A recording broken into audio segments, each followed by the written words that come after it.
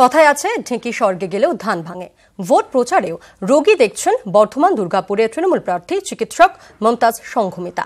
ডাক্তারকে হাতের কাছে পেয়ে রোগীর কথা জানাচ্ছেন ভোটাররাও।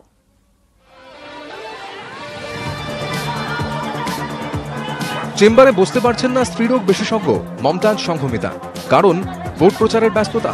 রিপোর্ট দেখতে ভরসা হোয়াটসঅ্যাপই, কিন্তু ডাক্তার কি থাকতে পারে রোগীদের ছাড়া? ভোট প্রচারে বেরিয়েও তাই ভোটারদের মধ্যেই রোগী খুঁজে নিচ্ছেন বর্ধমান দুর্গাপুরের তৃণমূল প্রার্থী।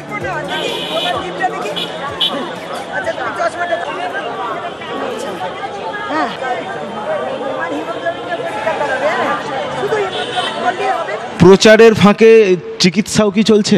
কালকেই যেমন একজনকে দেখে মনে হয় খুব মানে অ্যানিমিয়া বা পেল দেখতে লাগলো। আমি বললাম এই তোমার জিভ দেখাতো, তারপর তার চোখও দেখলাম, দেখে মনে হলো হ্যাঁ সত্যি সে মানে অ্যানিমিক। আমি বললাম যে তুমি হিমোগ্লোবিনটা করাও আর স্টুলটা এক্সামিন করাও। জনসভা, রোড শো, বাড়ি বাড়ি প্রচার, জনসংযোগের অন্যতম হাতিয়ার ডাক্তারিও।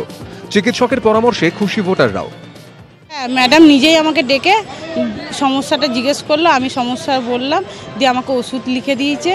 তা খুব ভালো লাগলো আমার নিজে থেকে।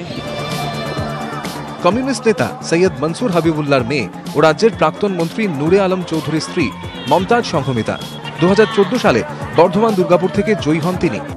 কলকাতা মেডিকেল কলেজ হাসপাতালে ডাক্তারি পড়েন তিনি। পরে কলকাতা মেডিকেলেই অধ্যাপনা করেন। বিভাগীয় প্রধান হিসেবে অবসর নেন। 5 বছর লোকসভার সহকর্মী সুরিন্দর সিং আলুওয়ালিয়া এবার বর্ধমান দুর্গাপুরে মমতাজ সংঘমিতার অন্যতম প্রতিদ্বন্দ্বী। সেই লড়াই লড়ার ফাঁকেই পালন করছেন চিকিৎসকের কর্তব্য। বর্ধমান থেকে ক্যামেরায় সন্দীপ পালের সঙ্গে শরদিন্দু ঘোষ, নিউজ 18 বাংলা।